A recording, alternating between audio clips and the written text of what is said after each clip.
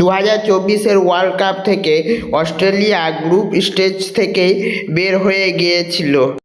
তারপরে চ্যাম্পিয়ন্স ট্রফির ফাইনাল হেরে গেছিল অস্ট্রেলিয়া WTC ফাইনালও হেরে গেছিল।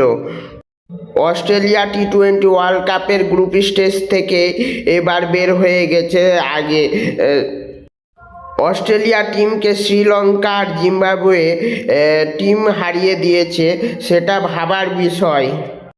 এই রকম অস্ট্রেলিয়ার সাথে হওয়ার কারণ হলো তাদের মধ্যে একটা অহংকার সৃষ্টি হয়ে গেছিল যে তাদের থেকে ভালো টিম আর কোনো দেশে নাই। তারা ট্রফি জেতার পর সেই ট্রফির উপরেই পা রেখে তারা ছবি তুলে পোস্ট করেছিল, এটা তাদের অহংকার। তাই তারা এত অহংকার করার জন্য তারা আর কোনো ট্রফি পাচ্ছে না।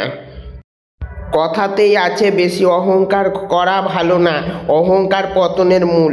এটাই হয়েছে অস্ট্রেলিয়ার অবস্থা এখন অস্ট্রেলিয়া কোনো ম্যাচ কোনো টিমের সঙ্গেই ঠিকমতো আগের মতো খেলতে পারছে না। এখন যে সে তাদেরকে গ্রুপ স্টেজ থেকে বাদ দিয়ে দিচ্ছে বা ফাইনালে হারিয়ে দিচ্ছে। তাই অস্ট্রেলিয়াকে এত অহংকার করা উচিত নয়। অস্ট্রেলিয়ার অহংকার ভুলে ঠিকমতো ক্রিকেট খেলা উচিত।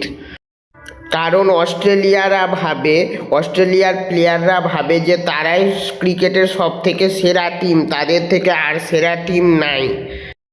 সব ট্রফি তারাই জিতে, এটাই তাদের অহংকার।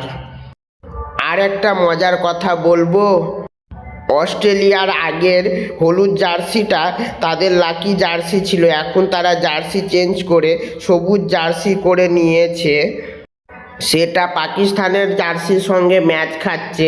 আমার মনে হয় পাকিস্তানের কালারের জার্সি পরে তারাও মনে হয় পাকিস্তানের টিমের মতো হয়ে গেছে। কারণ পাকিস্তানেরও সবুজ জার্সি আর অস্ট্রেলিয়ারও সবুজ জার্সি করে নিয়েছে হলুদ জার্সি থেকে। তাদের লাকি হলুদ জার্সি থেকে তারা সবুজ জার্সি করেছে অস্ট্রেলিয়া পাকিস্তানের মতো, তাই মনে হয় তারা হেরে যাচ্ছে। এটা আমি মজার জন্য বললাম, কেউ মাইন্ডে নিবে না। এটা যদি পাকিস্তান নেয় তাহলে নিতে পারে, তাতে কোনো ব্যাপার নাই। আর পাকিস্তানের ভাই বাংলাদেশ আর পাকিস্তান এরা দুজন যদি মাইন্ডে নেয় তাহলে কোনো ব্যাপার নাই, কিন্তু অন্য কোনো টিম যেন মাইন্ডে না নেয় এই বিষয়টা। এই কথাটা শুধু আমি মজার জন্য বললাম, কেউ মাইন্ডে নিবে না। অস্ট্রেলিয়া টিমকে এখন অন্য টিমের উপরে নির্ভর হয়ে থাকতে হবে। অন্য টিম জিতছে না হারছে তার উপর নির্ভর করে তাদের খেলা হবে।